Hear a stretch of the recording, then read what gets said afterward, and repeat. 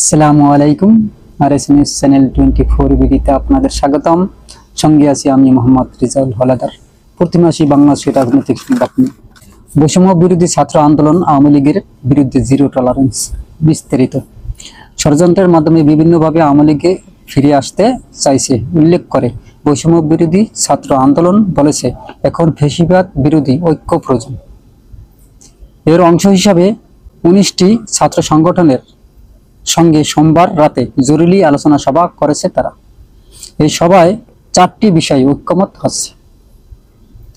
এর একটি হচ্ছে zero tolerance two Awami League, Awami লীগের প্রতি শূন্য সহিংসতা নীতি দেখানো।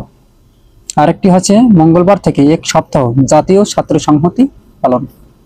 চলমান দ্বন্দ্ব সংঘাত নিরসনে বৈষম্য বিরোধী ছাত্র আন্দোলন আয়োজিত এই সভায় জাতীয়বাদী ছাত্র, ইসলামী ছাত্র শিবির, ছাত্র ফেডারেশন, ছাত্র অধিকার পরিষদ, ইসলামী ছাত্র আন্দোলন, বিপ্লবী ছাত্র পরিষদ সহ 19টি ছাত্র সংগঠনের নেতারা অংশ নেন। সোমবার রাত 8টা থেকে 12টা পর্যন্ত রাজধানীর বাংলা মোটরে রূপায়ণ ট্রেড সেন্টারে বৈষম্য বিরোধী ছাত্র আন্দোলনের কেন্দ্রীয় কার্যালয়ে এই সভা অনুষ্ঠিত হয়। বৈষম্য বিরোধী ছাত্র আন্দোলনের পক্ষে সংগঠনের আহ্বায়ক হাসনাত আবদুল্লাহ, মুখ্য সংগঠক আব্দুল হান্নান মাসুদ, মুখপাত্র উমামা ফাতেমা সহ নির্বাহী কমিটির সদস্যরা সবাই অংশ নেন।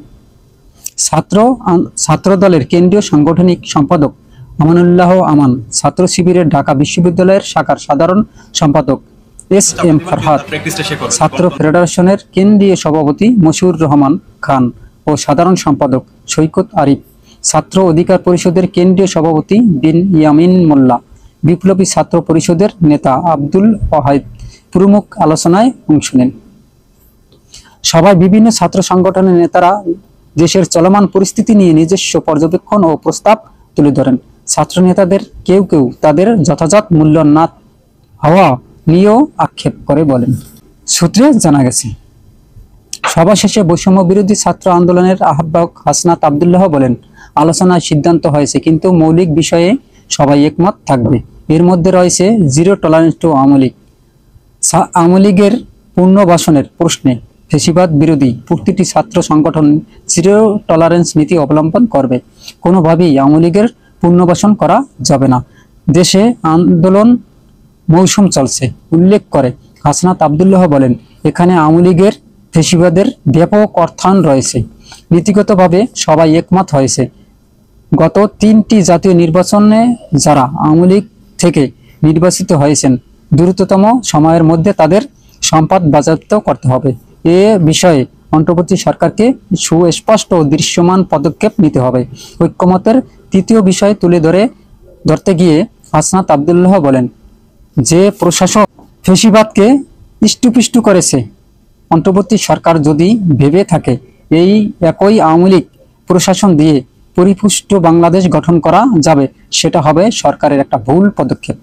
অন্তর্বর্তী সরকার যদি ভেবে থাকে এই সরকারকে দ্রুততম সময়ের প্রশাসন থেকে আওয়ামী লীগ রাজনৈতিক সুপারিশ নিযুক্তদের বাদ দিয়ে প্রশাসনিক কাঠামো পরিপুষ্ট শুদ্ধ করতে হবে। ঐক্যমতের চতুর্থ বিষয় হাসনাত আবদুল্লাহ বলেন, মাহবুবুর রহমান মোল্লা কলেজ সহ বিভিন্ন জায়গায় আন্দোলনের উপলক্ষ পেয়ে ছাত্রলীগের ও আওয়ামী লীগের দোসররা যুক্ত হচ্ছে, কলহ তৈরি করছে। সেই জায়গা থেকে 5 আগস্টের আগের মতো ঐক্যের বার্তা নিয়ে আওয়ামী লীগ এক সপ্তাহ জাতীয় ছাত্র সংহতি সপ্তাহ ঘোষণা করেছে তারা। এর অংশ হিসাবে ফ্যাসিবাদ বিরোধী রাজনৈতিক দল ও ছাত্র সংগঠনগুলোর বিভিন্ন প্রতিষ্ঠানের নিয়ে একতা সংহতি বার্তা পৌঁছে দেবে। আওয়ামী লীগ ফ্যাসিবাদীদের পুনর্বাসনের বিরুদ্ধে ঐক্যবদ্ধ থাকার কোনো বিকল্প নেই।